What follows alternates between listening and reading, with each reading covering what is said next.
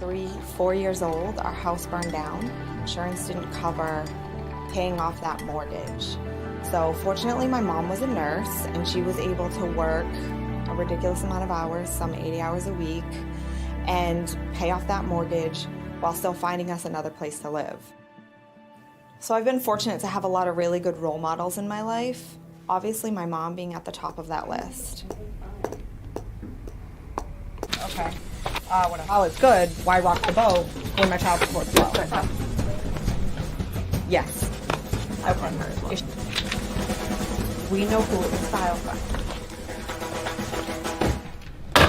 She always very passionately said, I'm going to be an attorney. And she'd look at me with dead set eyes, and I 100% believed her. And not only just becoming an attorney, but actually being a good attorney that is going to make a difference. Erin's passion sets the bar for everyone else in our office. So we're at home on a Saturday night, it's 8 o'clock, Erin's phone starts buzzing.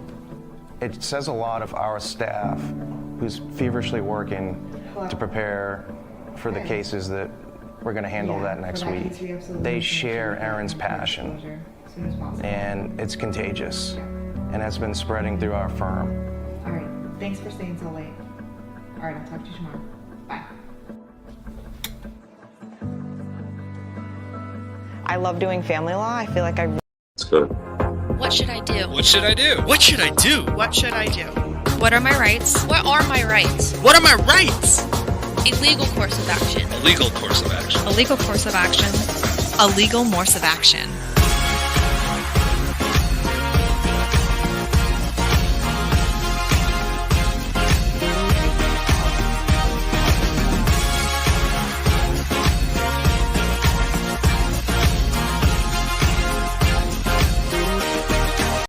Up in your town.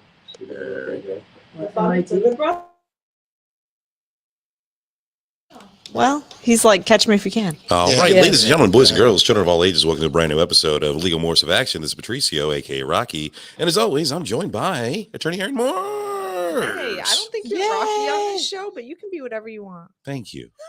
Thank you for accepting me. America. F yeah. How you doing, Erin? Oh, I am exactly as I should be. I need to know, like, that meaning. You're exactly what you should be. It's just... It's like I fucking hate small talk, so I'm gonna come up with something witty. That fair? Makes me feel like it's a little bit less of small talk because nobody cares for me to go, I feel quite good today. Well, I mean, I would like to know if you were feeling okay. I feel, I'm as I should be. I am at work. I'm working, but I'm having some drinks. This is how I should be. Yeah, I should be here doing this. Does anybody ever answer, man, I'm not good today? Like, nobody ever does. Actually, I've gotten a few. Oh, yeah, really? I've definitely gotten a few. Because you talk to so many people. Like, you cast a wide net. You're bound to get some answers. He's a net. He is a net caster. That's a net casting motherfucker. Can't catch a goddamn fish, but he is casting nets. I mean, I catch fish all the time. You just throw them back. He throws them back. Some They're fish not just good slapped me in the face, and I just had to throw it back. I didn't like that one. You don't have a license for that fish.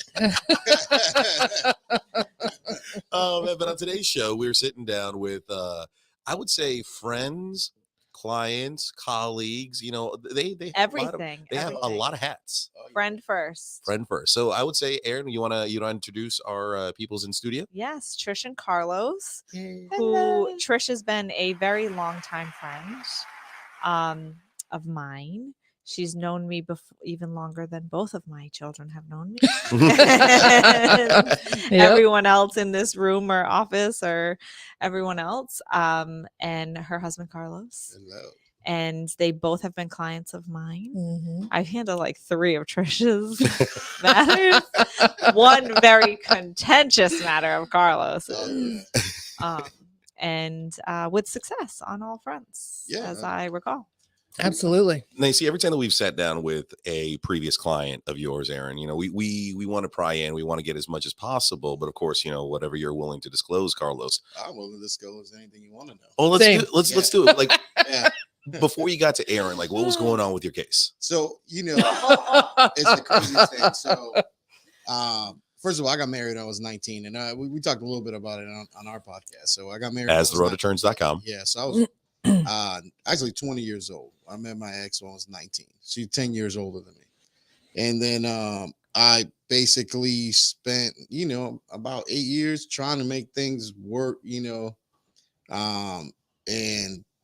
was a hard worker, provided for her and my son and all that stuff. And then all of a sudden, you kind of like turn 30, you realize that, man, I really don't want to be here anymore. Type thing. And then, I don't know anything about going through a divorce. For you, I understand. Yeah. I don't know anything about going through a divorce and stuff. So my foster brother at the time, he had gone through a crazy ass divorce. Like, so he had a good friend that was his attorney through his divorce and everything. So that's who I was recommended to, and man, she fucked me up good. How so? Because like I hear that term when we talk to incoming clients or prospects, and they throw it out there like, "Yo, my last lawyer fucked me up." Like, well, like the biggest thing is being a firefighter for the City of Orlando Fire Department. We got paid really well. We got paid really good money, really good benefits, and on top of that, they get paid an average salary and do not need to pay alimony or child support. Yeah. So agreed. That was not said to me at the time. And then when you look at it too, I was a nurse, so I had a nursing job that I worked full time as well. So I was making a lot of money, way more. Were you working two like 6/12s? Yeah, he was working 6/24s. Yeah, damn. it was insane. No, 4/24s. 4 24-hour shifts a week. No, it was more than that. Well, Because you would work a 48 and then you'd have one day off, and then you'd go back and work a 48, and then you'd have a day off. Yeah, so I mean, back then I worked a lot, and then I would pick up ER time too from time to time, and just on those days off. Yep, 4 to 8 hours. Because basically, my ex worked very minimally to just be able to like be home with our one kid, and would do she barely worked. She was a cop originally when we got together, and then decided not to do that job anymore. So it was like a $30,000 pay cut initially. That deficit I had to make up. We had 2 homes, a rental and a regular stuff. So like your case wasn't just simple. It was many moving parts. Yeah, and then the pension thing was the biggest thing that. See, in the City of Orlando, you have to be vested into the pension system. You have to be there 10 years and be 42 years old. Oh, wow. And I'm one of like 3 18-year-olds that ever got hired with the city.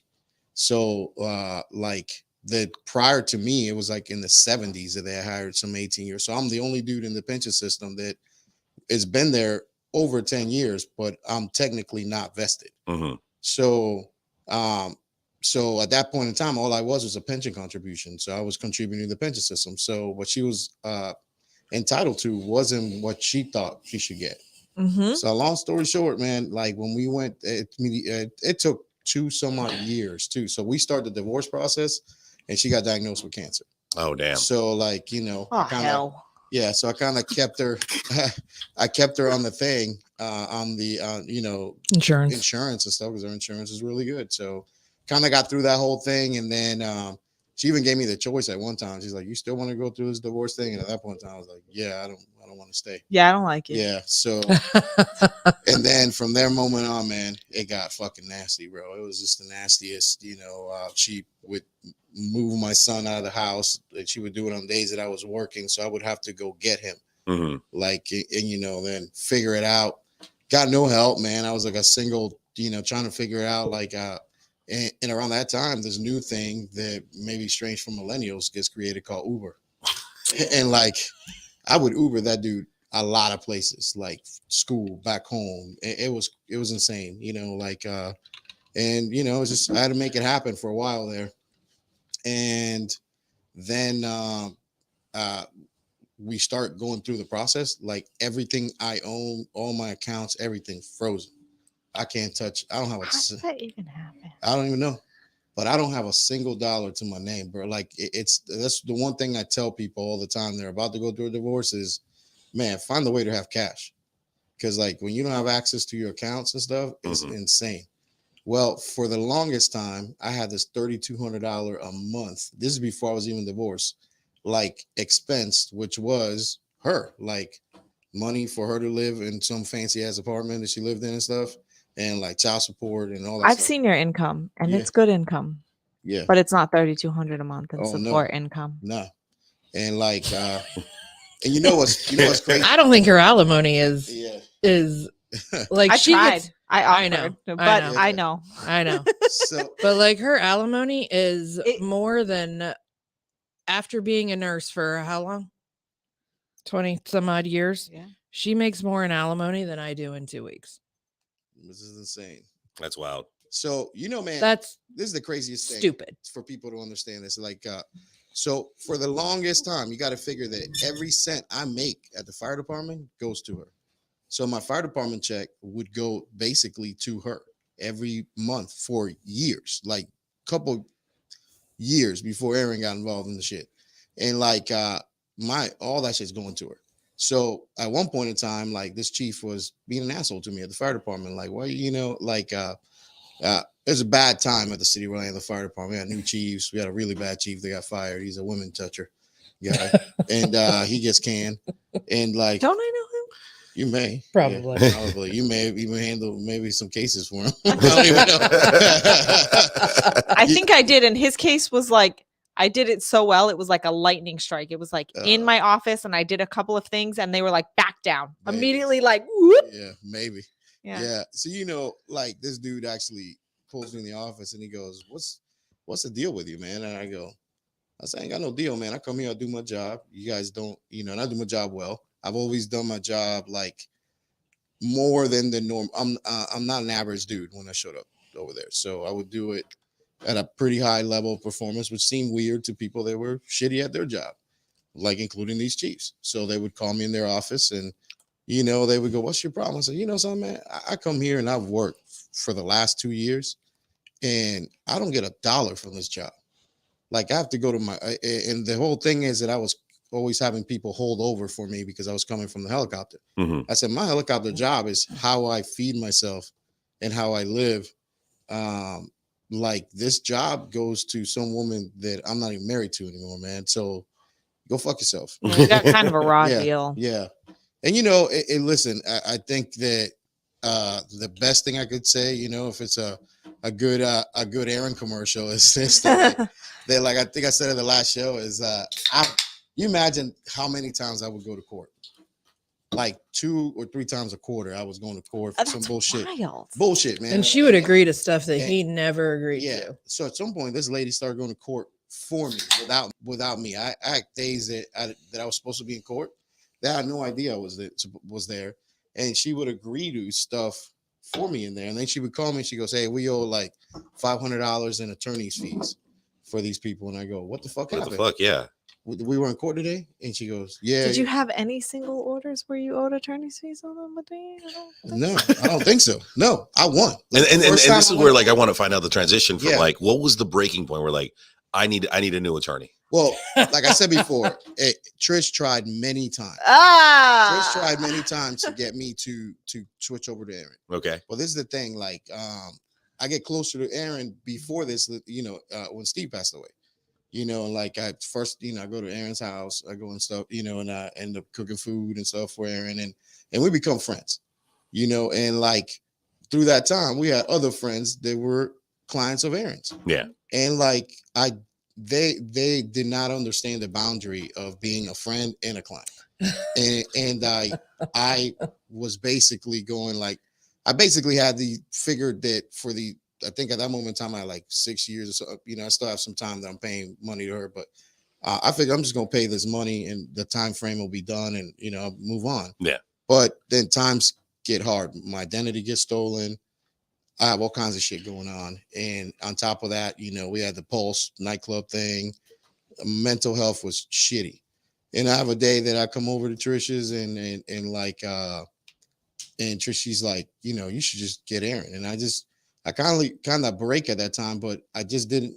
My hesitation was always that I didn't want to like not have Erin come hang out, eat dinner, hang out at the pool, do the stuff. Well, I think the other thing is you thought your other attorney, seeing as how she fought so hard for your foster brother, that she was doing the best same thing possible for you, even though. And I can't prove this with her, but me and my brother at the time, we have a big ass falling out. Yeah, we still have not talked. Don't talk. Yeah, and like I don't know that these are her best friends.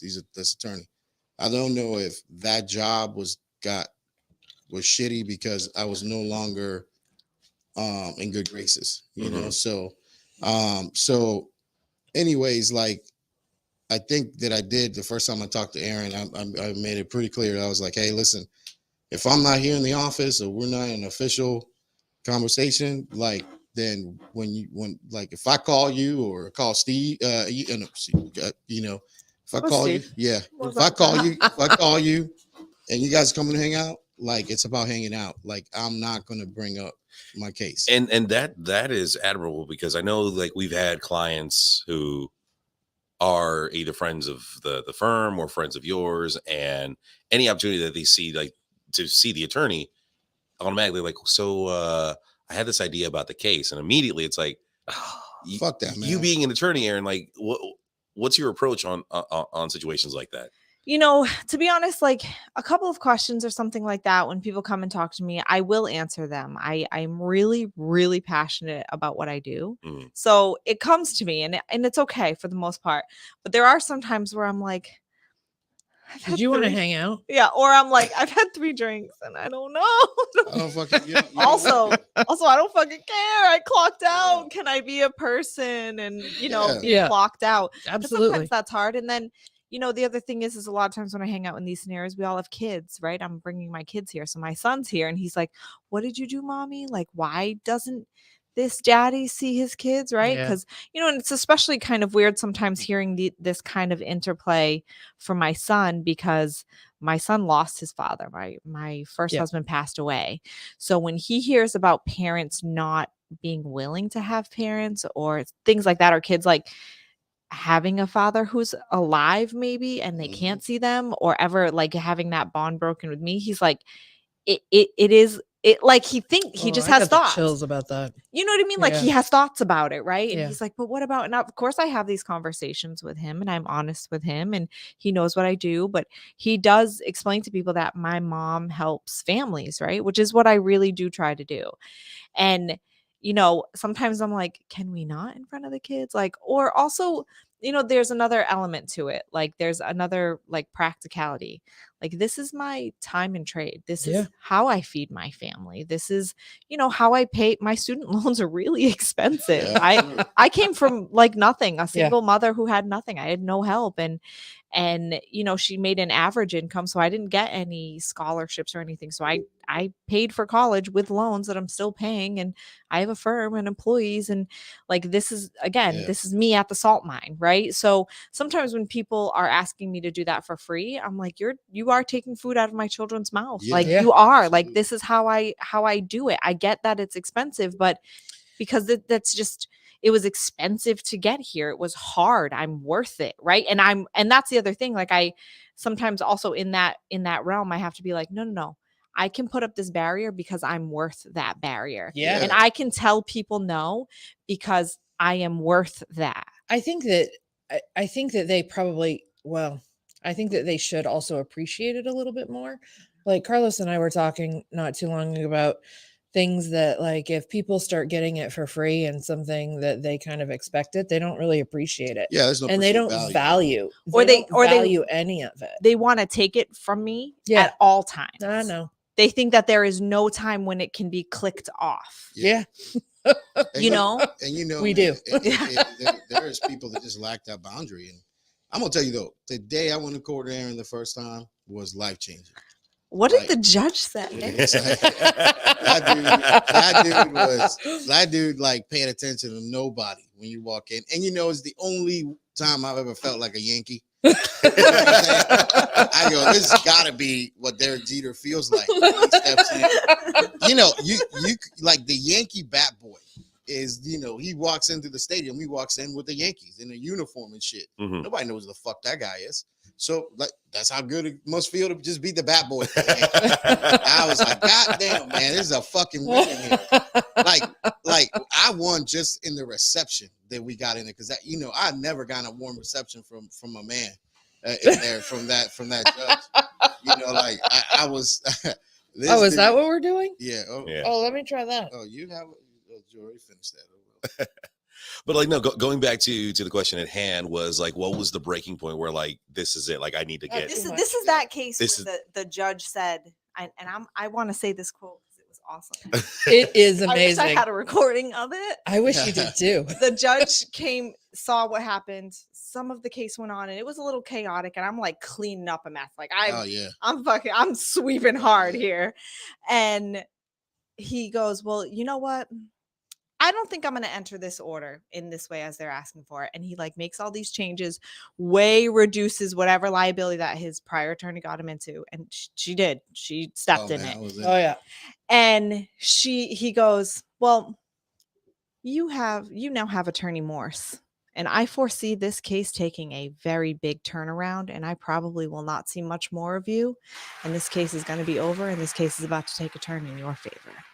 Hey man. Can we talk a little bit about winner? Goddamn winner, bro. He said that. Yeah. He actually said No, that. and like I've talked about this on previous episodes where like when Erin, first time I met Erin, we she demanded the attention of the room.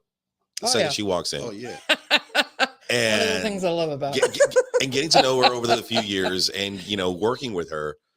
Yeah, she tends to like grab the attention of whoever she's talking to. Yeah. And when it comes to like handling the cases, yeah, she man. I do freaking it in delivers. a courtroom too. You do it in the That's the thing too, is like, you know, you're a stunning woman when you walk in a room.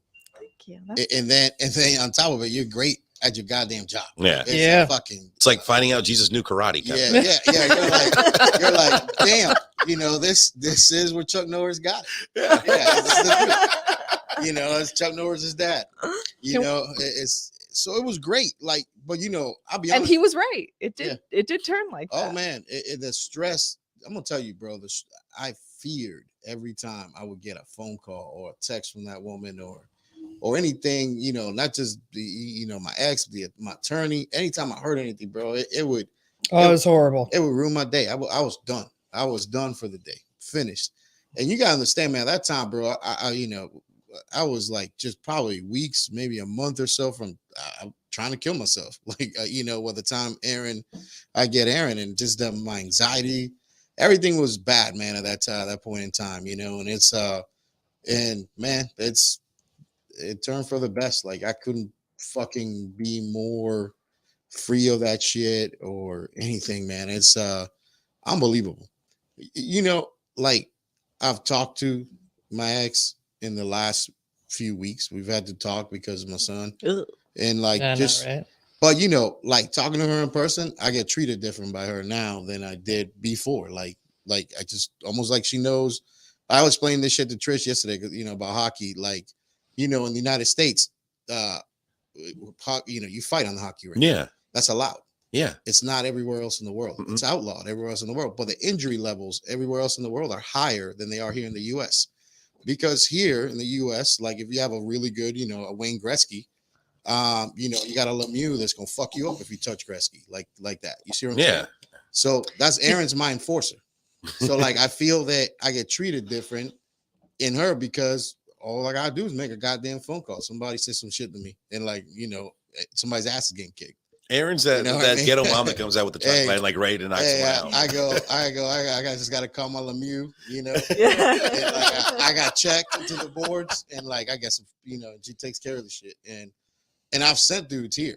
Oh yeah, I've sent lots. dudes here. I go, listen, man, for that this is not cheap, but the value of what you're getting is worth more than what you're paying. Yeah. There was the one that you sent me who his first name is actually a female's first name. Yeah. You know what I'm talking about? Yeah. We asked for things that I was like, Joni, that's not his name, but Yeah. Joni, I'm going to ask for this in court, but Yeah. I've never had a judge agree with these 3 things. They're typically they're Yeah. no, like Yeah. I can get them in an agreement, Yeah. but typically a judge doesn't. Agreed. I'm like, you have some good justification, so I'm going to present it, and I have a good faith basis to it. And I'm like, but don't hang your hat on it. I know how important it is, but I don't really want you to walk out of there disappointed. We got all of it. I was like, as she's ordering it, she was like, and you know what else?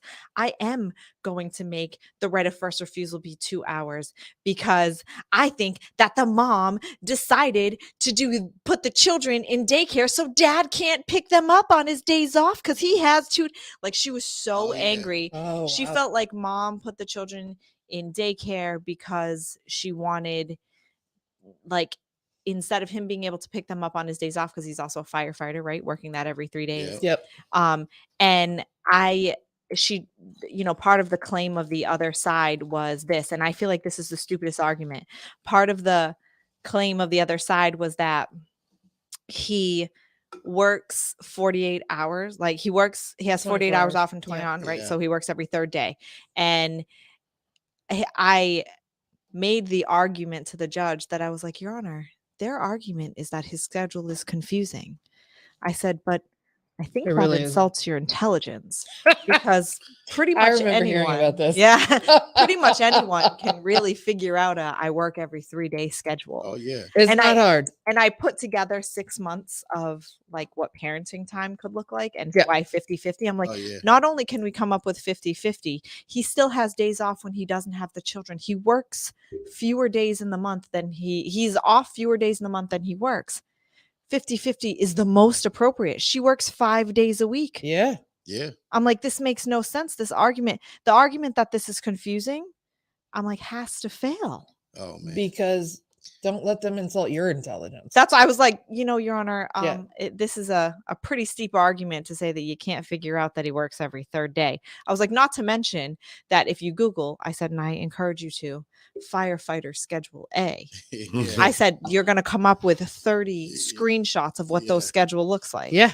I'm like, this is very common. Yes. So I said, he's as for medical decision making, he's a paramedic. How could you say he shouldn't help with medical decision making? Right. As for extracurriculars, he's the children's baseball coach, and 2 boys do baseball.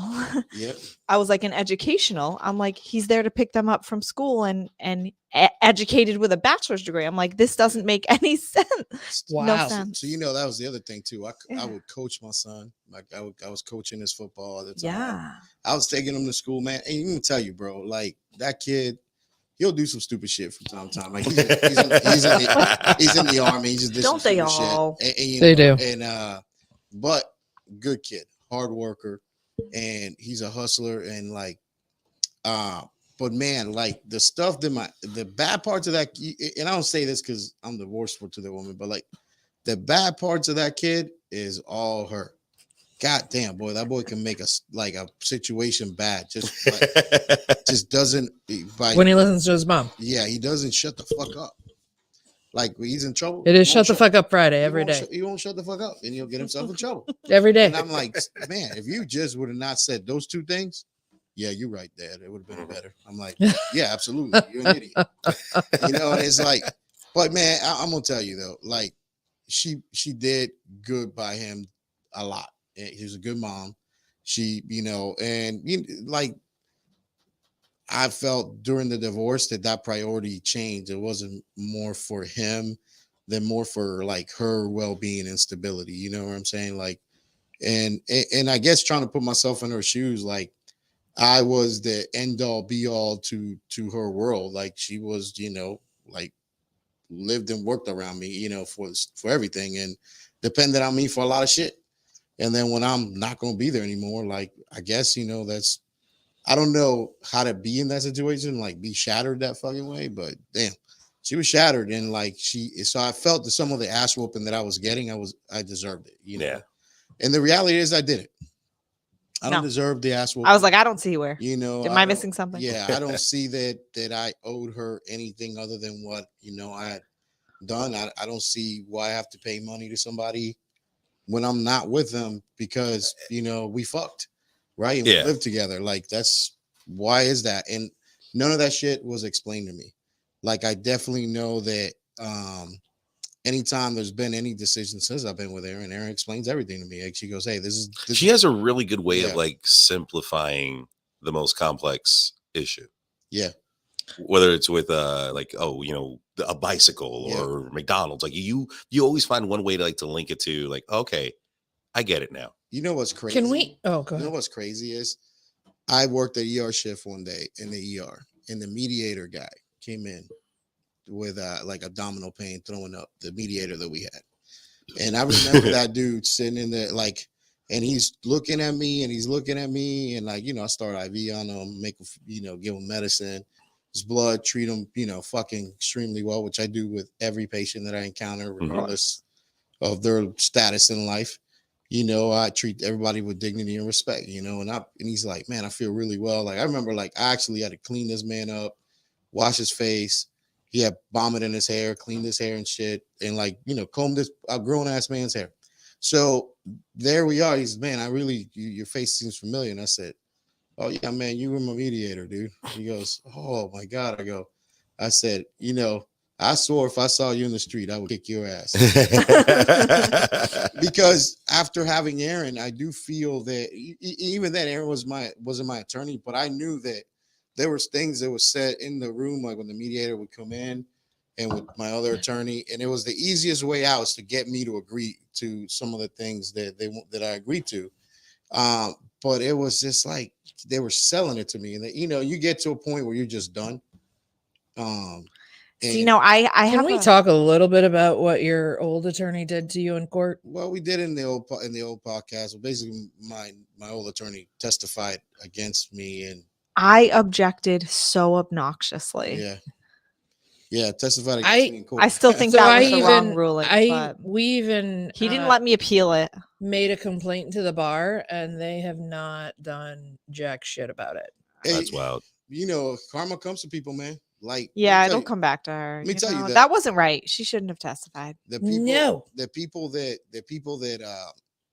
gave, you know, recommended her, the people herself, like, they're going through shit now. Like, karma's is a motherfucker. Hard. You know, and the weird part about it is part of what she tried to portray to the court was like that you knew about something or you had knowledge of it because she sent an email.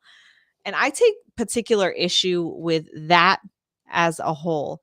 And I do this a lot in my office, and I have, you know, millennials who work for me. So they would love to just send an email or text message and be done with it. And I'm like, I don't think you understand that most people don't live and die by their emails. No. So yes, send the email so that they have it as a backup, so that they can reference it. Absolutely. I said, but you got to hop on the phone.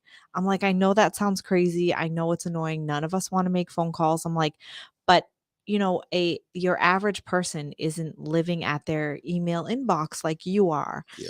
I said that's a feature unique to an office working individual. Absolutely. I was like, so I'm like, you can't let that be enough. So if I go, did you tell the client? And you go, I sent them an email. My interpretation is you did not tell the client if you didn't get response or we didn't have some kind of contact.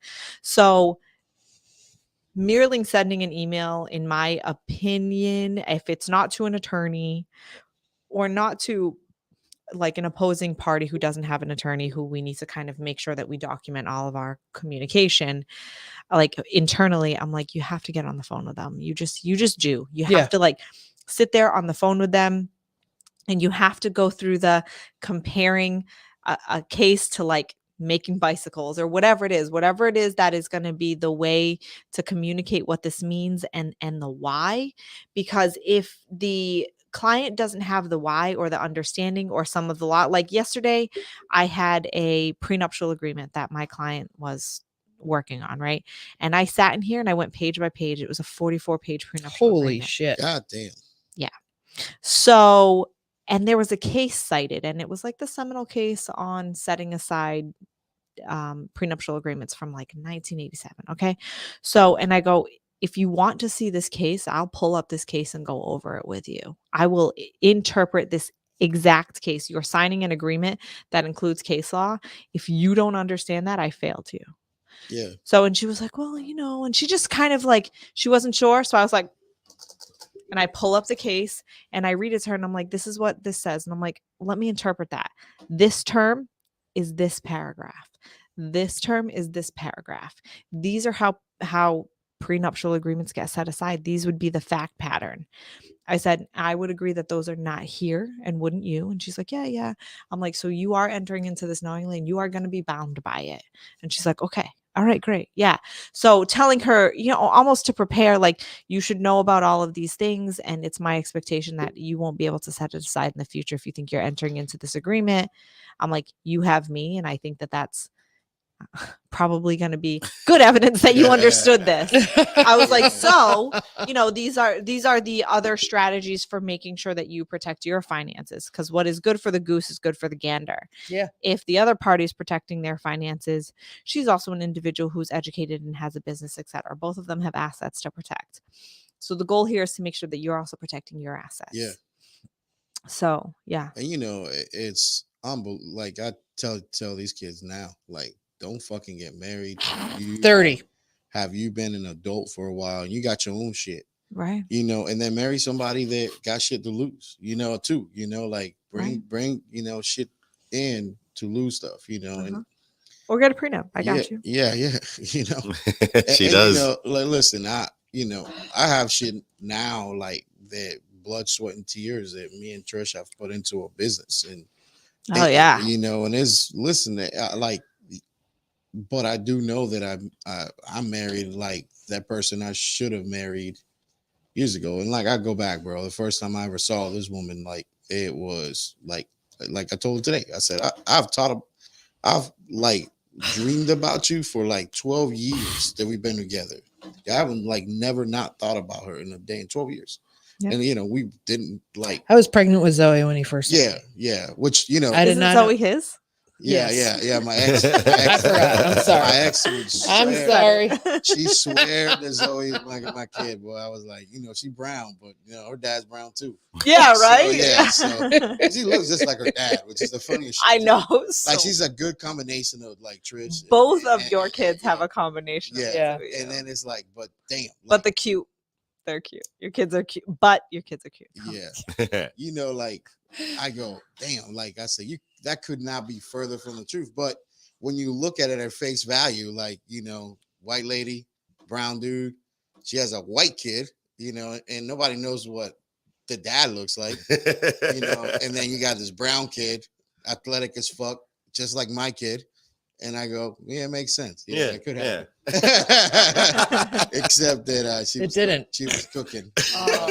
I didn't know you then. Yeah, kids are so cute. Though. So they are. You had mentioned it. I remember we had both kids. They were the cutest babies. Oh, they're beautiful kids. Yeah, they are. Yeah. They are both smart as fuck too. Yeah.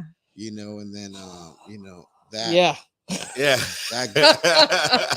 That kid, like that Ginger, he's soulless dude. No soul. He is not soulless. Stop saying. God damn right. No I do. He's his own person, right? He is his own. Listen, there are so many similarities between him at that age and how I was at that age. Hey, so if he turns out to be what I am, then so this is a little thing between Carlos and myself. You always, make the joke, the soulless gingers. They're creepy, all this shit. Now, to one point in my life, I think we think Lily's going to be a ginger, don't we? I don't think so. No. Well, I mean, that's your kid. All the time. She's getting some hair. Yeah. Right. So she's got a 5 o'clock shadow. Yeah. She'll be something. So I wanted to talk to you because we share it's like this lightish brown, sandy. I don't know. Maybe red. It whispers red.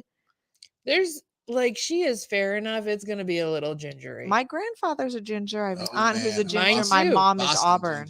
My grandpa's a ginger. Get her a green hat. So the reason why I brought that up is because I think I found out where the origin of the fear of gingers came from. Oh yeah, what you got? Yeah, so Lily was with Dee Dee in the lobby the other day, and they had Sesame Street playing. Yeah. Do you remember Mr. Noodle? Oh yeah, fucks me up. Yeah, and I'm like, let's ask Mr. Noodle. Yeah, and the thing was like, when is Mr. that Noodle, true, or are you just no? I'm being speculating? I'm being for real, because the thing is, like, the way they would broadcast Mr. Noodle, he wouldn't move at your normal frame rate. I don't remember Mr. Noodle. It was like creepy. Oh yeah, creepy movements that he would do, and it's just like he's trying to tell a story, or get you to like, oh, pull the string, Mr. Noodle. No, he was coming at you like some he's a freaky looking dude. Yeah. And I think that's where my fear of gingers came from, Mr. Noodle. Man, I tell you, like I don't remember Mr. Noodle. Oh, see, that's why you don't. Is see it like gingers Beaker?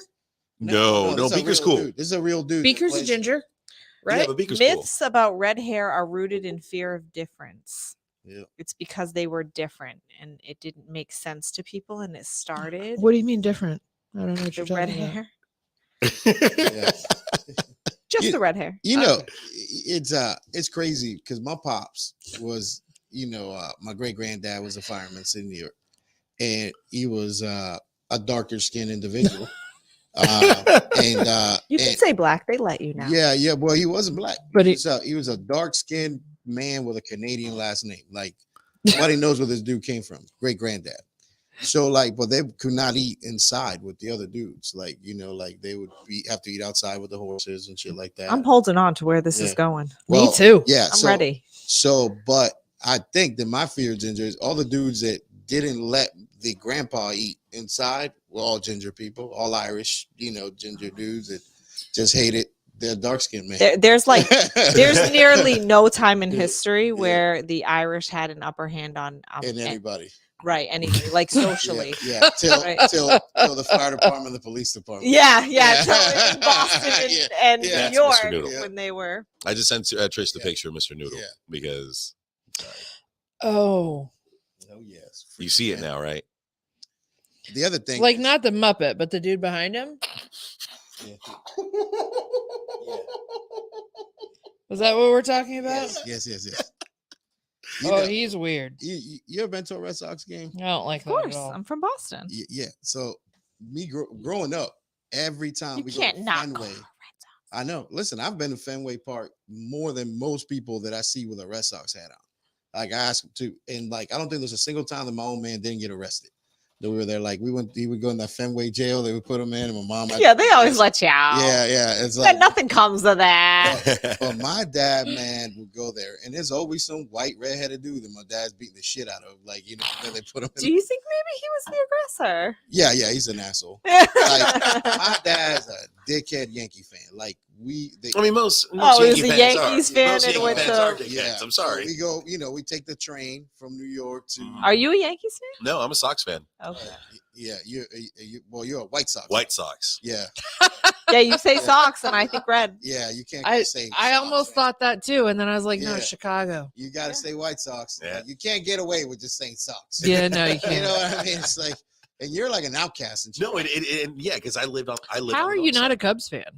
I used to. No, I'm just asking. How? I lived like 15 minutes from Wrigley Field. I would pass it every day. I just honestly, it was more of a color thing. That came out wrong. You like? That came out totally wrong. Yeah, It's gonna end at that. After You the like final. white more than blue? Yeah.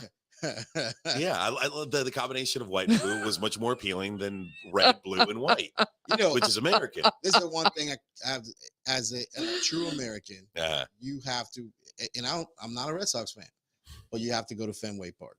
Yeah, And you it's can't- like an American staple. yeah, and I mean more than Yankee Stadium. Oh, Yankee Stadium's new. Like it's not the fucking thing anymore. Yeah. So you have to go to Fenway Park, watch a game. You got to see the Green Monster. Yep, and you got to go to Wrigley Field and watch a game. Yeah. I've played on Wrigley Field.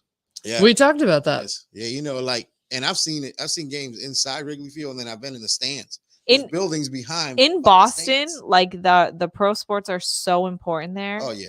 that my son's initials are after Cam Neely. Holy shit. Oh, He's Connor Alexander Morse, so that we always thought like maybe if when he grows up he doesn't want to be Connor, there's another Connor in his class. Yeah. He could be Cam, Yeah. like Cam Neely. Okay. That's why we chose his middle name. Yeah. It happened. I liked Alexander, so it happened. I was in the hospital, and my late husband was holding him, and he's like, "My son Cam." Oh, Yeah. shit. And I saw it and he said it. And I'm like in the hospital bed, healing. Yeah. I had a baby. Yeah. Very And, emotional. and I look at him and I'm like, you just duped me into naming our son after a hockey player. Goddamn.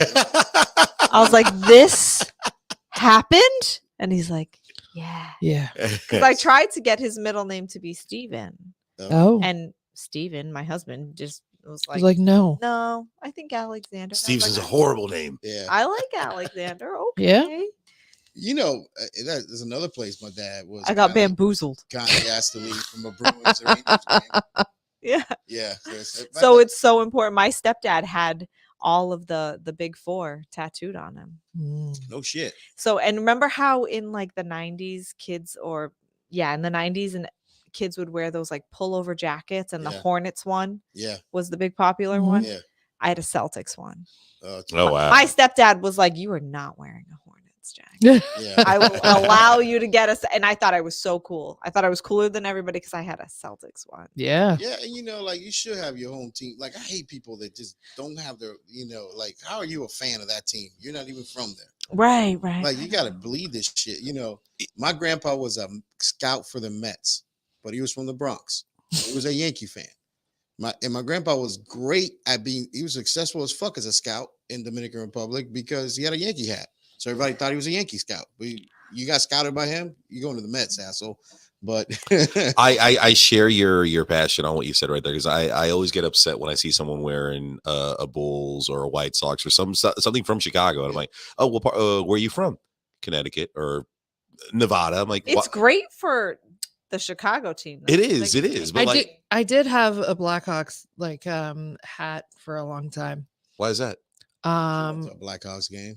Because I went to I used to visit Chicago like every spring break. It's a great city. I know. That's so weird.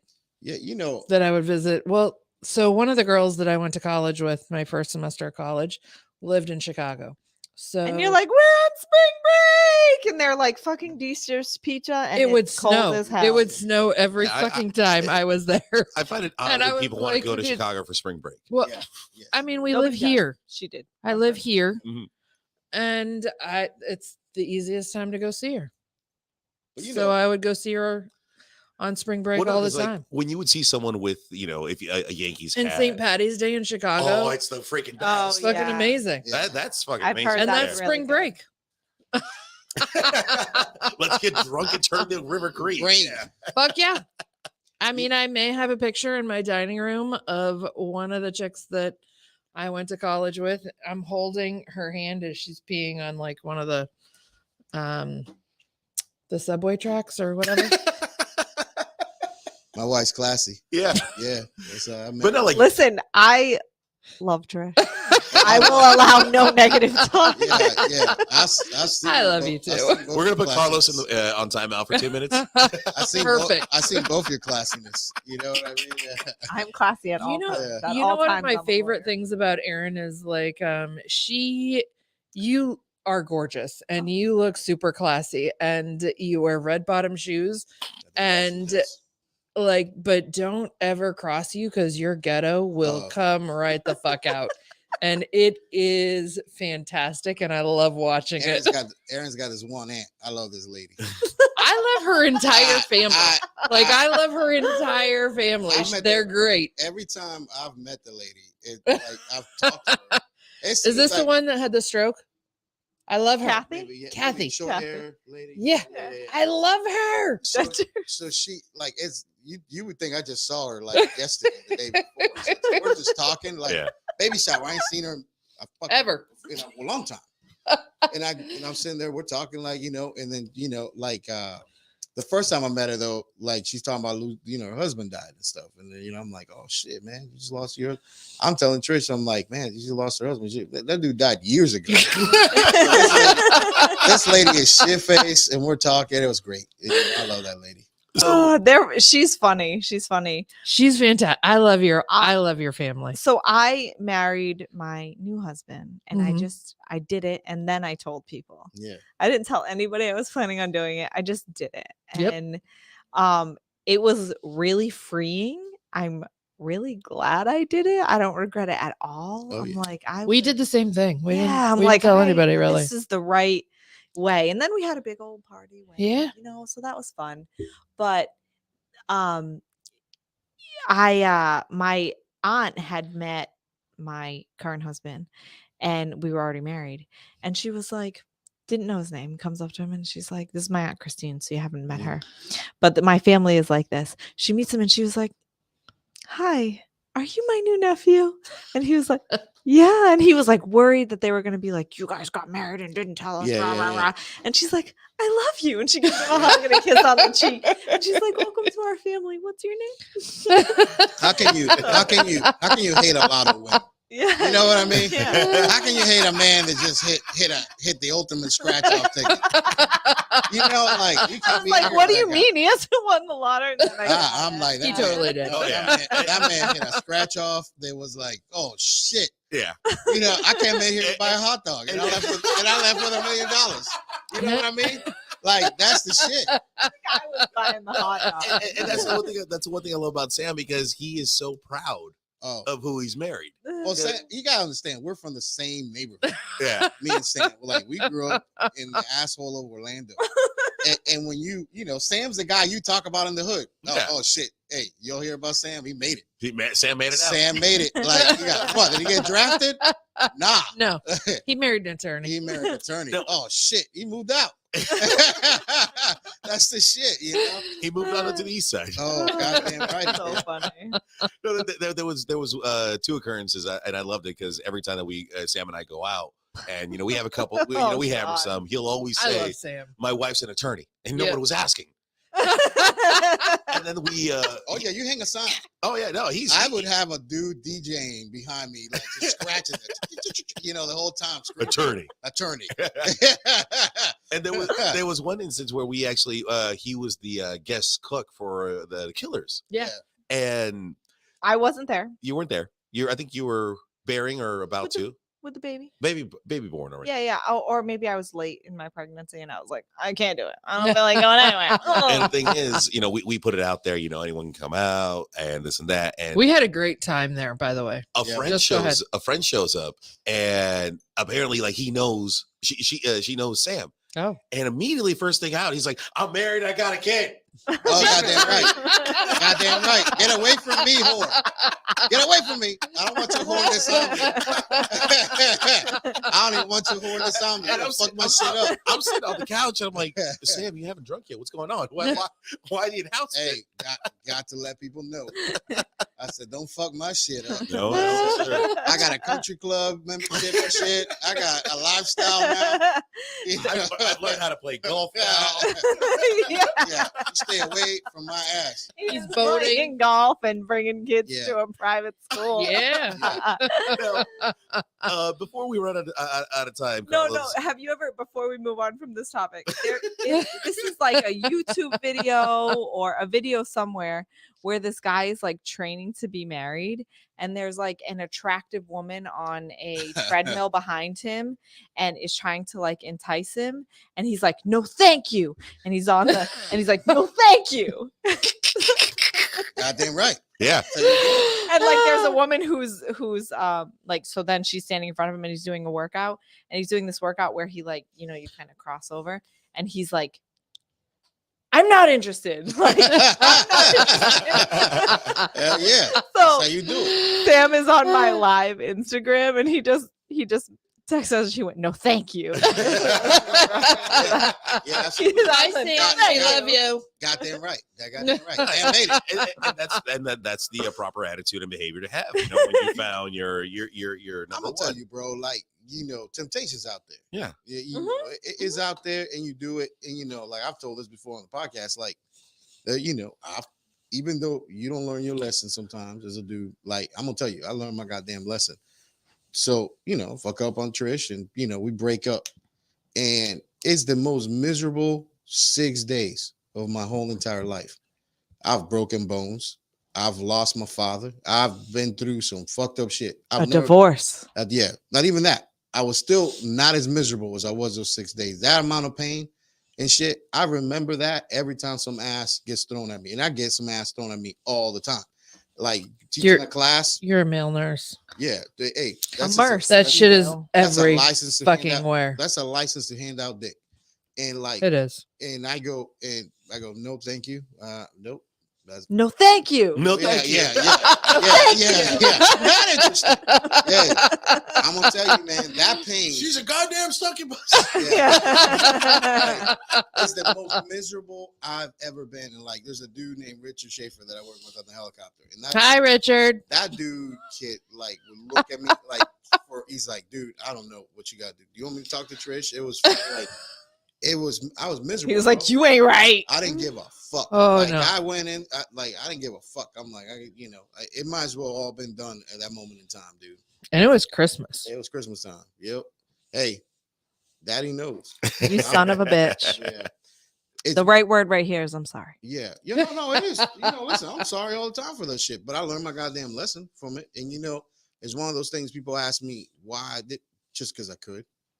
Because you could. But in my defense, which is not a defense, is this. Like, imagine being 19 years old and then never having that ability to do some shit like that. Mm-hmm. And now you got nothing but opportunity and time on your hands. Like, you're going to do some stupid shit. So, yeah. And then when you do stupid shit and it catches up, I can't relate. 900-7451 or Morse-firm.com. Yeah. Now, Carlos, at the beginning of the show, you had mentioned that you had some questions. Oh, yeah. Yes, I do. And usually, I'm the one who asks the questions, but let's give you the mic. Yeah. Well, I wrote down some questions. Like I'm trying to think of like different shit that people would have like divorce agreement, like weird things. So like has this like anal sex, lack of anal sex been a reason that anybody's ever been divorced? So not lack of anal, but I have had a female client. Yeah, please. Yeah. I have had a female client approach me and tell me that the main reason why she is dissolving her marriage is because of the lack of sex. It's usually not the mode, right? I don't generally discuss which hole. Oh yeah. However, but that's the main reason that it was a very important part of their marriage, and she refuses to be in a marriage where he doesn't have a sex drive that matches hers. That is the exclusive reason. They were friends. They were friendly. They came to the office. I have this concept that I've kind of created called the 1-day divorce. Yeah. And it's where if you come into the office and you pay the fee, I'm not saying it's cheap, but it's worth it. Yeah. I try to complete all of the paperwork that you need right there and then get you out of here. Right. Can I ask a quick question? How old was she when she got married? And then how old were they when they got divorced? She really was 40s. She was in the, what about him? Also, like they were similar in age. I think he actually might have been younger, and I think she had an idea with like a younger man. Yeah. I'm gonna tell you some shit. Like, but sex is a big reason that a relationship breaks down. It's a good indicator. It's a good pulse. It is. It's a very good pulse. There is somebody that walks around and is a full-on terror in my house. If they can't be handled. That's a true story. On a timely manner, and sometimes it's just inconsiderate as fuck. Like. Yep. I mean, you don't have to say somebody. It's me. I almost fell off my chair when he said it's inconsiderate as fuck. Like motherfucker, a guy just goalied 2 games or something. Listen, you come. Know your role. Those are your choices. No. I want to hear this one. No, those are his choices. Legs or no? Yeah. You got to come home and handle some ass. It happens. You should. Yeah. Absolutely. Like drove. Hey, did you want somebody else to do it? Just drove. No. I listen. I handle my goddamn shit. But I'm so glad the camera caught that. Like sometimes I have considered an assistant. You know what I'm saying? Like maybe hiring an assistant. Yeah. I don't hate the idea. Yeah. Hey. You need to hire an assistant. It may be an assistant there. Maybe a chick with a strap on. There you go. But yeah, something that I want to look at. Exactly. Know what I mean? Be like, no one said you were gonna be there. Yeah. Oh no. Hey, listen. I'm gonna be there. We can video it. Yeah. I'll be like, hey, listen. Go ahead and take this round. Remember, I got a bologna sandwich. I'm gonna take care of. I got a bologna sandwich. I'm really hungry. And a Gatorade. No, he knows why he said bologna sandwich. He knows damn well why he said bologna sandwich. Yeah. Damn right. you know, I got bologna and a Gatorade. I'm gonna handle this, and Hey, then back we'll be right back I'll after this give you one of commercial those break. I'll give you one of those tap-ins, and All right. you know, but yeah, it's amazing. I was, all honesty, I was wondering how much divorce happens because of lack of sex. Lots, probably. And I've also had another case where a client, and this was like years ago, where this particular client asked me if I could include in the petition that we filed, right? We were the petitioner. I know where this one's going. I know where this is. Sex. Denial of sex as like a cause of action or as a reason that I don't know. I was like, what do you want the court to do with that? Like, what would you like? I present this to the court. She denied sex to her, right? She whatever. Yeah. I'm gonna make it gender weird. Yeah. I Sex mean, I was feel denied. like that's a reason for divorce. If I can't, It is a reason for divorce, but Florida's no fault divorce state, so who cares? Who gives a fuck? no. So whenever you nobody- try talking about that, I'm like, you can say it, but I don't care. So asking you this, like, bringing that up, since you brought up, that was actually one of my other questions. Is like same-sex marriages in Florida, right? That's legal here. Mhm. And like, do you handle those too? I Like, sure do. like, you know, With flying colors. Made some case law on one. no shit. Did you really? Sure did. I sure did. What case law? Whether in the scenario of a same-sex marriage, so in That opposite sex echo is marriages, ridiculous. I heard it. Yeah, I'm hearing something. Sorry, go in ahead. opposite sex marriages, what happens is a child that is born of the parties during the marriage is a child of the marriage, born or adopted, right? So if that happens, no matter what, it's a child of the marriage. So say Trish adopts a child Yeah. right now, it's your child, Absolutely. born to the marriage. Trish has a baby, no matter who the actual genetic father is, it's your child. That's my kid. Yep. So the same needs to be for same-sex marriages. Are you good there? I'm trying to Patricia? fix the echo. Just why don't you just mute? It doesn't work like that. Okay.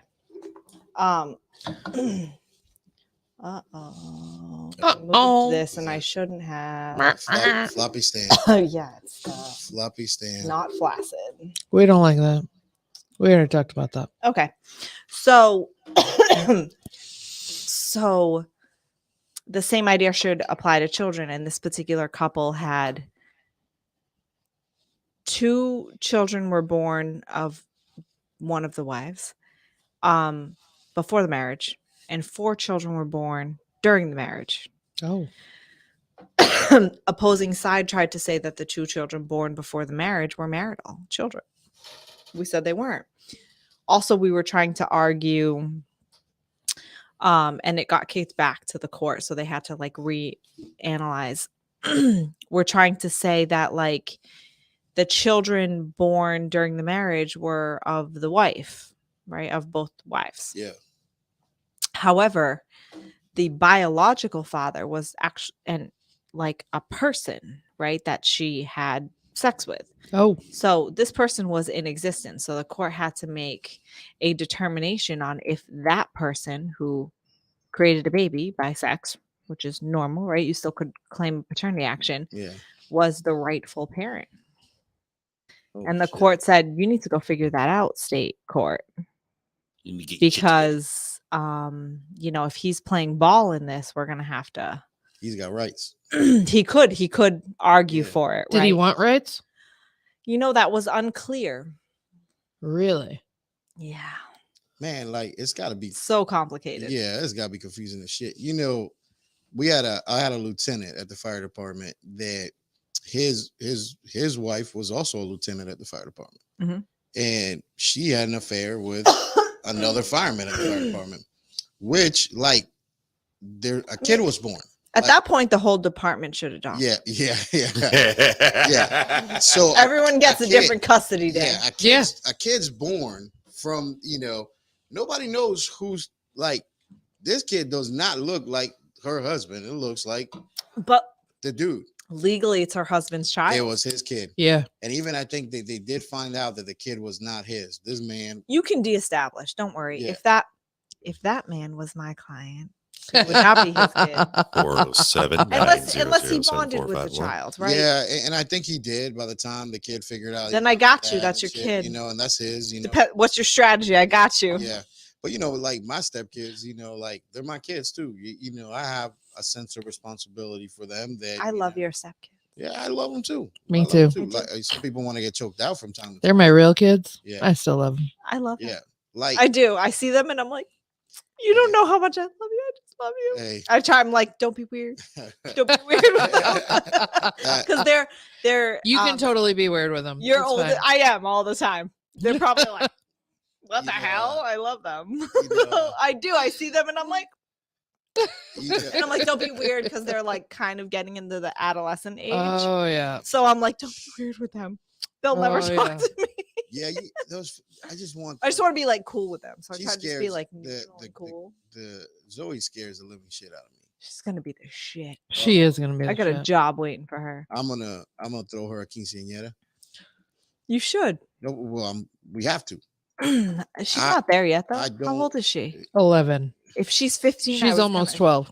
Like I know when you had both of those children, and I'm not old enough. Xander is gonna be 14. That's a in lie. July. You have to start. I am. You're right. Yeah, that shit now. I got Tigers responsible. I gotta get Tigers for this thing. You know, things are planned. Like we have talks about. It's your baby. Yeah, you know, and I quite frankly don't want her giving a lap dance one day, pissed off that quinceañera wasn't done appropriately. I feel I like that I mean, I used to work at a strip club, and that was the main cause. Topic, my super sweet 16. I don't. Yeah. Did you really fucking have one of those? No. Oh, See, I didn't have one either. I didn't even have a 16th birthday party at all. Me neither. I don't know. Were you working double shift at Domino's? Wait, what? I might have been. She might have been what? Working a shift at Domino's. Oh, I don't think I had a birthday party. I think I got like a card. I went to the DMV and I got my driver's license. Yeah, that was the important thing, was figuring out your driver's license. Like I didn't give a flying fuck about a party. Do I get a driver's license and do I get to take the car? As an adult, I don't the care rest about of it. I want to take the car. Do you do birthday parties as an adult? Do what? Do you do birthday parties as an adult? What do you do for your birthday? I don't know. I go out to dinner. I like the beach. I tell my husband maybe like some flowers. I do like dinner. Nice. I like to get my nails done. Like I want simple shit. She gets good shit for her birthday. Like I don't want things, by the way. I deliver. There's usually birthday I don't. that happens at our house. Here. You know, she got not even her birthday. She got some anal multiple times in the last 24 hours, allegedly. Not a cause of action. It is not. We're not getting. I'm not including it in the petition. Okay. You ain't got me on that shit. I'm delivering. Carlos, if you and Trish were to get divorced, you know that you would be unequivocally obligated to sign a waiver because I would represent Trish. You know, this is a thing. That's not an option on the table. And if that were to happen, probably what I would do is what I did with my sister, which is actually my late husband's sister, who I love more than. I do love her too. I love her more. How's she doing? She's amazing. She's wonderful. Amazing. Her son is. When is she coming down? She came down in February, but it was like a quick. It was a quick. When is she coming down again? I don't know. I'll entice her. You should. I'm like, I'll pay for you to go to Disney. I miss her. I do it all. I want to see her. I really manipulate it. Reality is that if you guys were to get divorced, I would do like what her and her baby daddy had. Right when they broke up, they didn't have paternity action. They have a very civil co-parenting relationship. I had conversation with both of them, and I did the equivalent of being like bad cop to both of them. I was like, "This is what you're gonna do." Like you're gonna act like this, and you're not gonna fucking file, and you're not gonna go through this, and you're gonna make sure his name is Braden, and I love him. I'm like, you're gonna make sure that Braden has the best life ever. And if either of you fuck it up, I'm gonna get admitted pro hoc vice, and I'm gonna fucking take you to fucking town. Do it. I said, and when I say either of you fuck it up, it's whatever Heather says. There you go. I was like, whatever Heather says, I'm going after you. Listen, I will. I'm like that. I am like that. we have. That's why all of a sudden her baby daddy was like real good. What? He pays child support voluntarily, So you whatever number she says. They have the time sharing that works for that. She won't move far away, so she makes sure, like all of it. I'm like, that's right. She should still come down to visit. You know, She does. Because I haven't seen her in a we while. have built an empire. I love her too. This rescue company, one thing. Heather, come visit. She's gonna come. We'll talk. Just saying. So this rescue company, one thing. I do want to talk about that. Yeah. You know, I think that this is gonna be something that Trish and her next husband are gonna run together. I sure hope not. Because I'm gonna stroke the fuck out. You better not. At some point, like that is not allowed. How do you know? This is my last question for you. That I want you being a business owner. How do you deal with entitlement of motherfuckers? Oh, this is good. I love it. I love this answer. I don't. I've asked her numerous times. In general, this is Patricio, block your ears. He knows. I take good care of Patricio. Yeah. I've taken very good care of you. 100%. Yeah. Is there anything that you could have needed from me that I haven't? No, because you've already provided for it, and I know my place. I am, and honestly, I have to say I have the best round of staff I've ever had right now. But the way you deal with entitlement is you just get rid of them. Yeah, my people's are good. There's a concept of golden shackles, and it's not my concept. I saw this on when I went to a conference on business and how to be a good business owner, how to be a good employer, how to be good to your employees. And one concept that came out, and it's not my words, and if I could remember the person who gave it, was it's this idea of golden shackles. So it's this idea that treat your employees so good, that golden handcuffs, it might be what he said. Yeah. Treat them so good that going somewhere else they know would be a mistake, right? Yeah. Be good, be kind to them. If they're not good, you release them, right? These are golden shackles. Yeah. You know, if they're not working for you, just let them go. Quick to fire, slow to hire. So, but where you make it so good, like for example, today was my receptionist. I'm going to give her a promotion to a paralegal. She graduated with her bachelor's degree. Flowers, man. Yeah, congrats. Right. We got her flowers. We got our gifts. We got lunch. We hung out in the conference room. We ate. We had a few drinks. Like we celebrated for her. And then after that was done, and we did a little bit of a team meeting about our cases. I told everybody, I kind of went around and I told my operations manager, who I love and is my backbone. I was like, hey, tell everybody they can go home now. And he was like, fuck yeah, high five. So at 3:30, everybody went home. And this is a law office. We're a busy law office. Yeah, you working. Yeah, we work. But everybody works really hard. So I let them go home early with pay. So when I say you guys can go home early, they're paid till 5, right? That's the rule. So it's this idea of golden shackles. Make it so good to work here. And, don't be Patricio, I want to open the floor for you to correct me if I'm wrong. I don't think I'm like your typical attorney who like rages out when something goes wrong. I think I'm entering like my 10th year working with attorneys, and I've seen the ragers. I've seen them the whole jumping on all over the place and throwing shit and literally throwing papers at paralegals. Now, mind you, I've seen your wrath maybe once or twice, but it wasn't aimed at me. But it was major. It was a major fuck up. Yeah. And like you were within your rights. But here's the stuff thing. that like harmed clients. That's my line. Yeah. And I really get fucking. Yes. And this is where I want to clarify what I just said. Like it takes a certain individual to be a paralegal or to be able to work in a law office, because you got to put the attorney first before anything, because it's their license on the line. You are an extension of them. If you fuck up and it hurts them, then it's going to hurt you in the back in the long run. But no, Erin, I love like the demeanor and the way that you approach it with the whole, you're not that dusty bookshelf attorney. You're not that old school, let me say here kind of attorney. You are this new wave and new age of attorneys that are fucking awesome. And mistakes happen. And I really try to be like, there are mistakes that have come to me, and I try to make it the kind of situation where my paralegals can come to be like, I fucked this up. Yeah. And I'm like, all right, well, it's my responsibility or whatever. Yeah. Like, this fucked up. I'm pissed. I'm going to create policy procedure. I'm not happy. I'm not here to be like, I'm fucking nice to you right now, but let me fix it. I have a way to fix it. There have been a couple of times where I've come up with some creative solutions. And again, it's mistakes like we have one case in particular who they had multiple cases. One was a domestic violence injunction, one was a divorce, one was another like child support case. We put the wrong case number on the final agreement and we filed it and it got kicked back by the court. But the agreement that signed, and my paralegal came to me and was like, and I did it. It's actually my fault, but he filed it, so he really should have checked it. He's like, we have the case number for the domestic violence case on the, final divorce agreement. And I'm like, this has a solution. Do a notice of filing.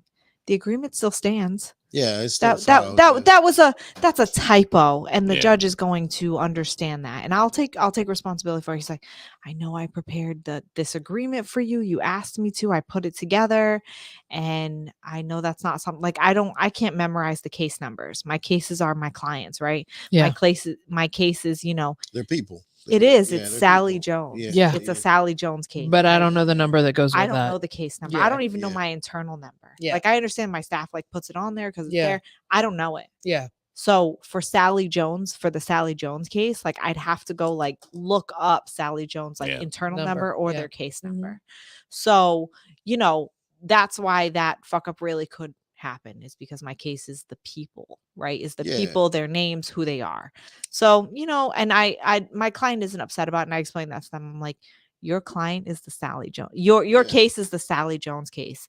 It's we had the domestic violence case. We had that's why. That's the problem. Is that I think we're very similar in the business that we, mine is this medical rescue stuff that we teach, and I'm a rescuer and I teach that stuff, but doesn't make me a good business person either. You know what I mean? Right. And it definitely shouldn't. Yeah. I've had to learn how to be a business owner and stuff.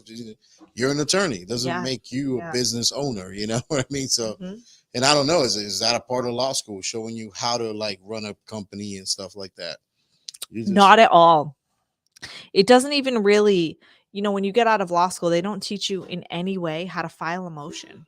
No shit. Really? Yeah, not at all. I knew it. I was a paralegal, right? I did that for a number of years. You get a lot more experience and a lot more knowledge just working in a law office than I'm sorry, I've talked to the same graduating paralegals, and I'm sorry, I could wipe the floor left and right with some of them. Yeah, for sure. So Carlos and I, there are attorneys that say for some reason they were like, oh, after being a paralegal for 10 years, you could become an attorney.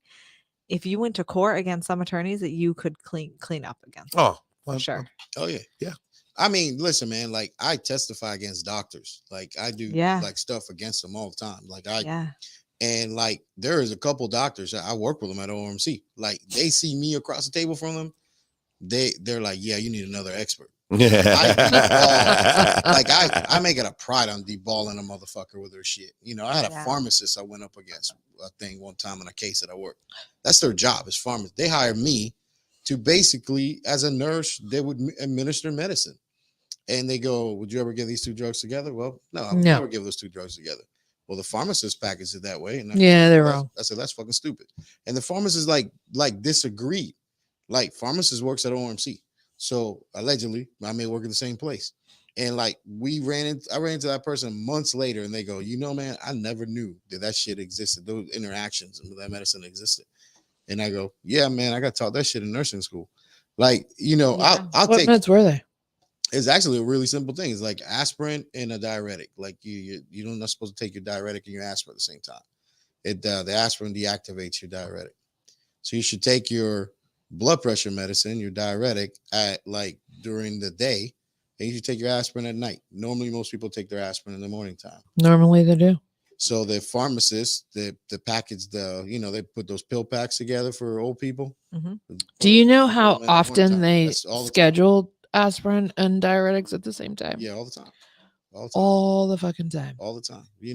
All the time. It's crazy. So this. Listen, my mom's been a nurse for 45 years. Something like that.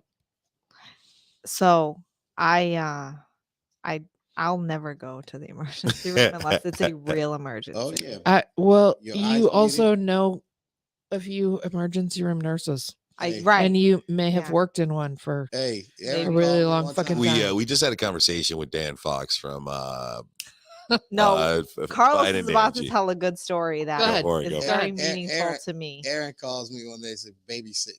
And I go, what you got going on? So she talking to me and Trish, and I go, It was mainly for Trish. yeah. And I go, yeah.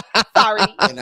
And I go, hey, so what? Oh, yeah, we'll make this happen. So I call some dude and I go, hey, you got this? Yep. Go ahead and deliver this shit to Erin's house. Yep.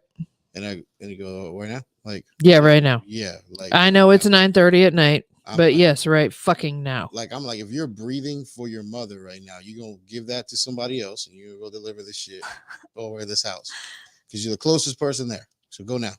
I said now. And, Why haven't you left? Yeah. And We were wondering. And that's the thing, man. Like my baby ate. She had a sensitive stomach when she was a little bit younger, and she ate like a cracker. So it did not like. From my perspective, I was like, this is very safe to give a 7-month-old baby A cracker. a cracker. Yeah. Right. A normal saltine cracker. Yeah. And for whatever reason, later on, that was the only thing she ate other than breast milk, which she's had since she was born. So that ended up upsetting her. Nope.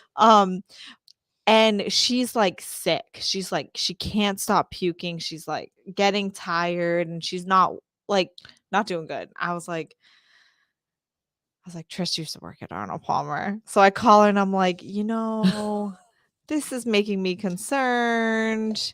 What do I do? And they're like, she's just nauseous, right? She really her stomach didn't agree with this. So you need, Zofran. Yeah. And you need to administer it not to her mouth. Oh yeah, that's what Trish asked me. That was the thing. Yeah. Mush that shit into the cheek there. Like, it's funny because a lot of times the people that know me and Trish, they don't correlate the fact that I'm also a nurse. and then we That's why I knew. I was like, call these two. Yeah, and then we worked at the same place together. Now Trish has been a nurse a whole lot longer than me. But I do pride myself in coming up with ingenious ways. I mean, shit. When did you become a paramedic? What year? 1998. Which is the same year I started being a nurse. Yeah, it's a tomato.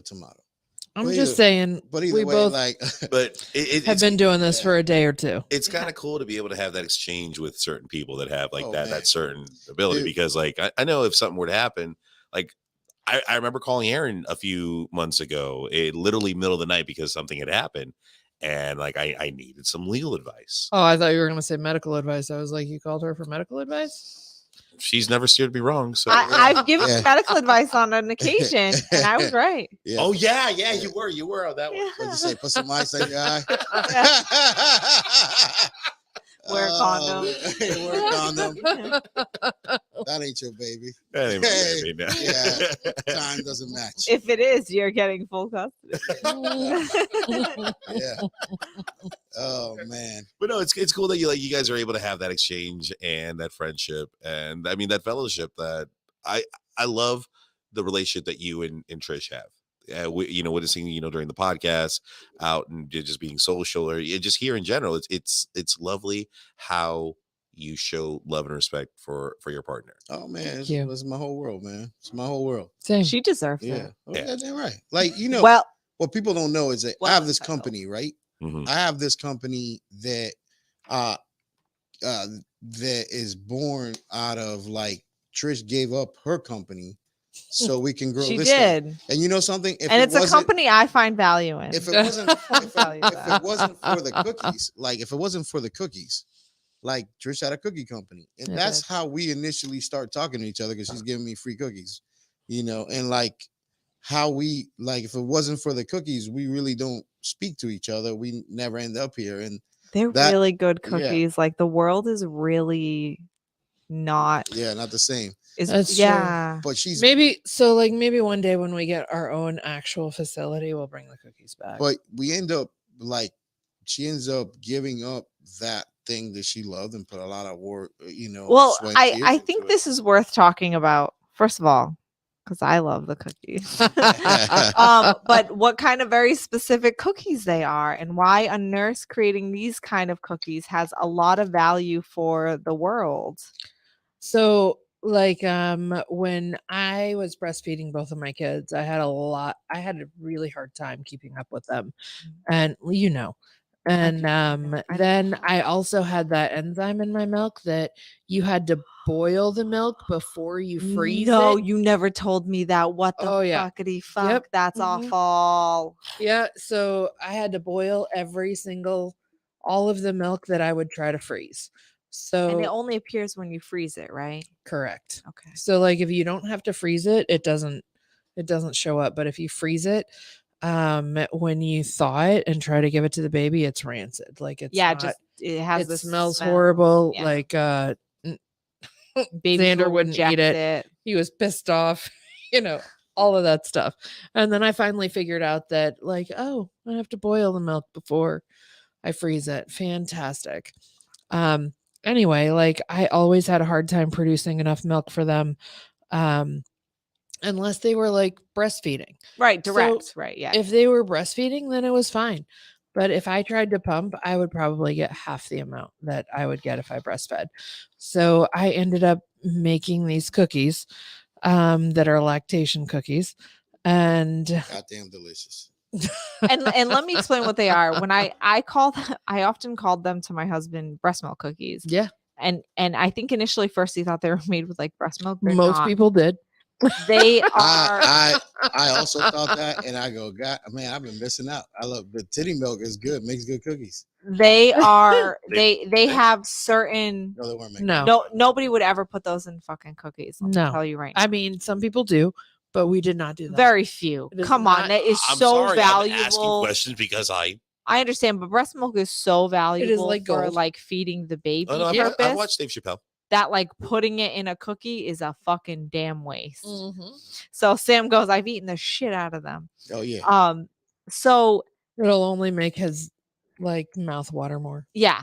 So there are certain nutrition that helps support the production of breast milk only if you're breastfeeding. Yeah. It's not like you could eat these cookies and be a woman and then all of a sudden your titties are gonna leak. That's not gonna happen. Oh. It's so brewer's yeast, right?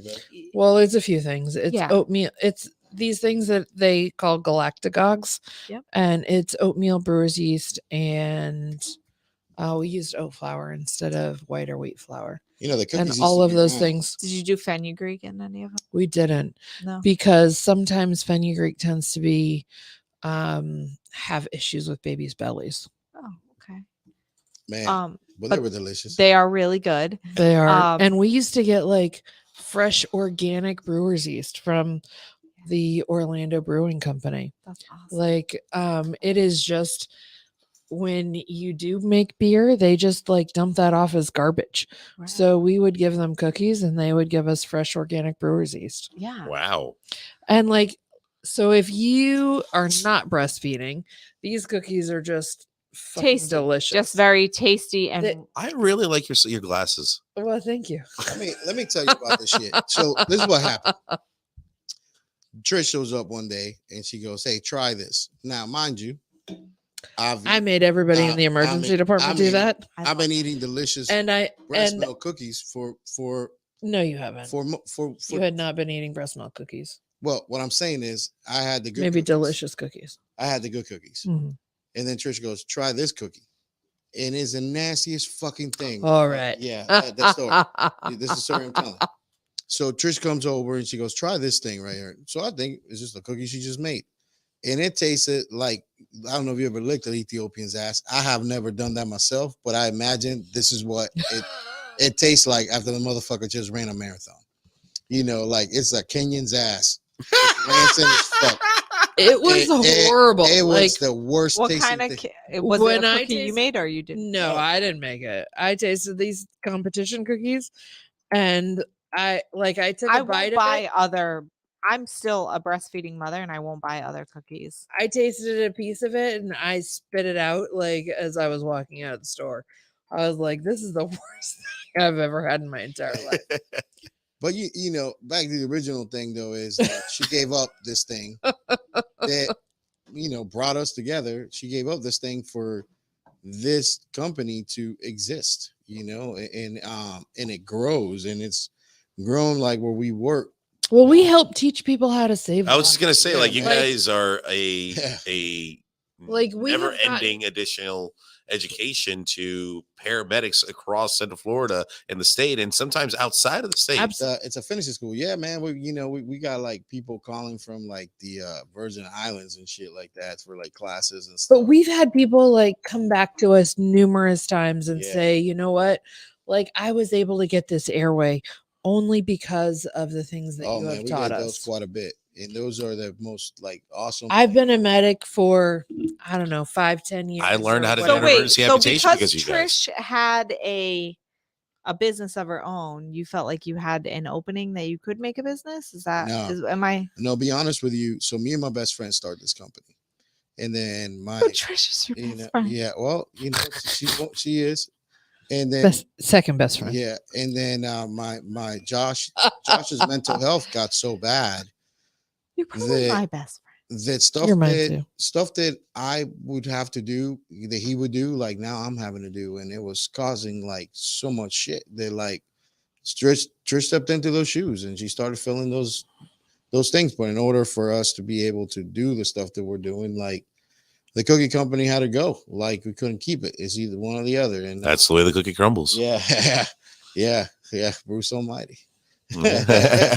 And I mean, maybe we'll get back there. Maybe You had a contract with Winnie Palmer for a little while, didn't you? I had a contract with Winnie and with Advent. They still owe me money, but whatever. Yeah, so it wasn't like Oh yeah, they ordered. Do you know cookies any attorneys who could send a demand letter? I think it's probably been too long. How long? Hey, whoa. Probably 4 years, maybe 5. I don't know. We should send it. Yeah, it's not really worth it. It's only like $300. No. I'm just saying they don't like to pay their bills. Rude. Advent doesn't like to pay their bills. I'm sorry, I couldn't hear you. What'd you say? Advent does not like to pay their bills. Ironic. They expect you to pay theirs. Oh, they do keep sending me letters about a workers' comp situation that That'd I be have been workers' in with them. comp. Huh? Oh, I got COVID from them. Well, not from the Adventists while you were working there. I mean, I got it Let's not have while I was working there. Let's not have the Adventists hate us. So I could give a fuck. you know, I love is a- I love the dynamic of the show. I love this. I want to do this for another 5 hours, which is probably means we need to come over each other's house and swim in the pool. Let's do it. Let's do it. Zoe told me for her birthday she wants another slide, and I was like, okay. How about you rent an inflatable one? Oh, No, we can. yeah, but she wants it all the time, so she can go down it all the time. So I guess I'm just gonna have to find. Didn't somebody we to break build, it? Build a slide. Carlos, your final thoughts as we're closing up the show. Perfect. Yeah. I'm definitely extremely thankful for Erin. Me too. You called me off and like towards the end. That's how it ended. yeah. You know, we got to call you off. Oh, we should talk about that just a smidge. We should not talk about it. And, Stop it. He's already dead. Yeah. Stop hitting it. I'm a dude that doesn't have to dance in the end zone. The irony is that she had one attorney like her whole divorce and it had been working, and then I come in and I fucking and then all of a sudden she fires her lawyer. Yeah, I mean, she cunt punched her. Like I love it. She did what? She cunt punched. I love it. Yeah, she just fucking. I love it. So I don't have to dance. I professionally succeeded at my goals. No, cunt punch is better. No, I'm doing the bit. It's not as good. He'll coke Listen, I'm thankful, and that's just the great thing. I've learned several things from having Erin do this. So not only did I learn the perceived value of things, like which has helped me in our current business, that sometimes you have to not lowball things. Don't lowball shit. And more people come to you when they see that, what, this is probably worth that, so I learned that just from this, and and it's just been awesome. So Sam said he can help build it. Talking about Yeah. I thought about Sam as soon as you said the slide thing. yeah. Trish, your final thoughts as we're wrapping up. I just want to say, like, I have known Erin for years, and I am just 2007. has been it's been a while. I don't know how many that is. It is so amazing to watch you grow and be an amazing attorney. I'm just so proud of you. Thank you. You're welcome. I worked hard at it. I know you did, and I watched you do it for it. And like, you do everything to the best that you can absolutely do it, and it is fantastic to watch that. Yeah. Don't argue with a paralegal. That's all I gotta say. I had something because I will turn the case. I mean, I'll turn the argument into a court case, and also I'll pick up the phone. I know I'll snatch the phone from his hand. I've done it. I think I did it this week. I was like, whoa. Don't get pecker slap, motherfucker. There you go, Yeah. Erin. Your final thoughts as we wrap up the show. I am glad that I was able to help Carlos. And one of the greatest things I had heard from when he started in my firm to at the end, when he was like, I got to call you off. I'm like, but I got more work to do. And he was like, no, you know, these kind of negative results could happen. And I don't want to do that. I'm like, but I can keep going. Oh, I know you could. And he was like, no, you know what? Not right now at this time. I was like, all right, you let me know, and it's coming. We had some unique strategies in your case that ended up really benefiting us more than I expected. Oh man, it worked good. Yeah. Check out Trish and Carlos on As the Road Returns. Check them out, astheroadreturns.com. Erin, thank you so much, and we will see y'all next week. Bye.